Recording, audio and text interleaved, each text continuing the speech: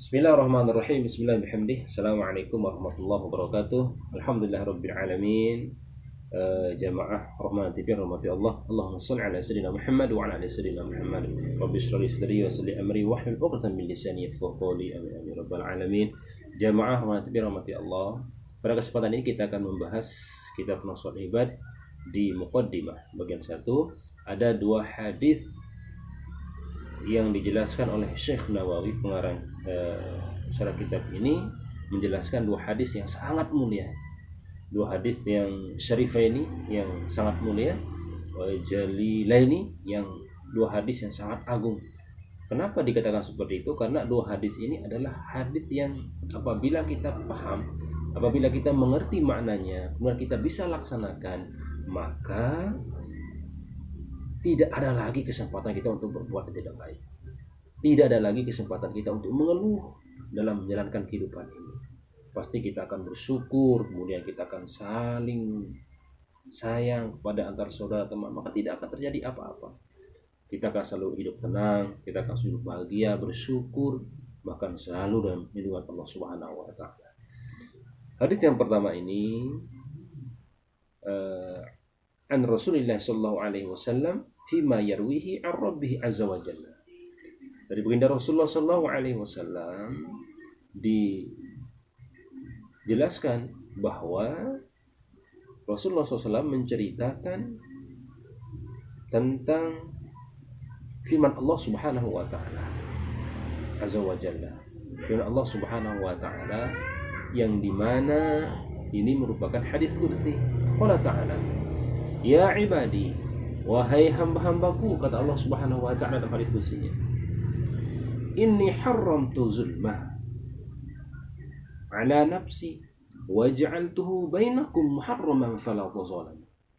Allah Subhanahu wa taala berkata, ya ibadi, wahai hamba-hambaku, kata Allah Subhanahu wa taala, inni haramtu zulma, sungguhnya aku telah mengharamkan perbuatan zalim ala nafsi, terhadap diriku sendiri, wa ja'altuhu bainakum muharraman fala tazalamu, dan aku juga menjadikan, kata Allah Subhanahu wa taala, terhadap bainakum, di antara kalian, muharraman, haram juga, halnya haram, fala tazalamu, maka janganlah kalian saling menzalimi. Allah Subhanahu wa taala dalam hadis qudsi ini menjelaskan bahwa Allah Subhanahu wa taala telah mengharamkan dirinya berbuat zalim terhadap diri sendiri, dan bahkan kemudian inni haramtu zulma ala nafsi, mengharamkan berbuat zalim kepada diriku, ala nafsi, kata Allah Subhanahu wa taala, wa ja'altuhu bainakum, kemudian menjadikannya juga di antara kalian, muharraman, haram juga berbuat zalim, fala tazalamu, maka jangan saling menzalimi. Perbuatan zalim itu adalah perbuatan yang dimana seseorang itu saling menyakiti, menganiaya, tidak hanya menyakiti secara fisik, tidak hanya menyakiti perasaan, tetapi yang zalim itu adalah menganiaya, itu adalah merendahkan orang, membicarakan orang lain, kejelekan-kejelekannya kita bicarakan. Kita jalan ke rumah teman, rumah saudara, tidak ada yang dibicarakan selain kejelekan saudara kita. Tidak ada yang dibicarakan selain keburukan-keburukan, yang dimana dengan tujuan untuk merendahkan saudara kita, merendahkan teman kita, menjelekkan teman kita. Itu juga termasuk perbuatan zalim, yang dimana juga Allah SWT melarang perbuatan-perbuatan yang tidak baik. Misalkan mencuri, Allah SWT telah mengharamkan, tapi tetap kita laksanakan. Allah Subhanahu wa taala telah mengharamkan minum khamar, tapi kita laksanakan juga. Itu termasuk menzalimi diri kita sendiri, merusak diri kita sendiri. Allah ciptakan kita tangan, Allah ciptakan kita mata, kaki, telinga.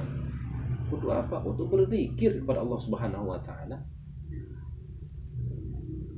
untuk mengingat Allah Subhanahu wa taala, yang dimana kita wajib syukuri. Tidak boleh kita berbuat zalim pada diri kita sendiri, tidak boleh. Kalau Allah sudah mengharamkan, maka tinggalkan. Kalau sudah Allah melarang, maka jangan dekati. Kalau sudah Allah Subhanahu wa taala mengharamkan perbuatan itu, maka jangan pernah kita dekati, apalagi kita melakukan. Karena kalau kita sudah melakukan perbuatan zalim, baik kepada orang lain ataupun kepada diri kita sendiri, Allah Subhanahu wa taala pasti akan membalasnya. Waktu dekat pasti Allah akan membalasnya. Dan balasan Allah itu sangat luar biasa. Oleh karena itu, jamaah Rahmah TV, mari kita menjaga diri sendiri. Seperti halnya dengan doa Nabi Adam alaihissalam. Rabbana zalamna anfusana wa illam taghfir lana wa tarhamna lanakunanna minal khasirin. Itu pengakuan Nabi Adam kepada Allah Subhanahu wa taala. Kata Allah Subhanahu wa taala, itu pengakuan bahwa perbuatan zalim. Kita wajib banyak-banyak berdoa seperti itu supaya kita lunak diri kita untuk menjaga diri kita dari hal-hal yang tidak baik. Kalau sudah Allah haramkan, maka tinggalkan. Kalau Allah perintah, maka laksanakan. Jangan ada lagi kita berpikir-pikir. Jangan lagi kita mikir-mikir untuk tidak meninggalkan pola haram itu. Secara tegas Allah mengatakan, tinggalkan yang haram, maka tinggalkan. Jangan kita dekati. Tapi kalau Allah mengatakan laksanakan perbuatan baik, maka laksanakan. Jangan kita menunda-nunda perbuatan baik. Jangan pernah menunda-nunda perbuatan baik.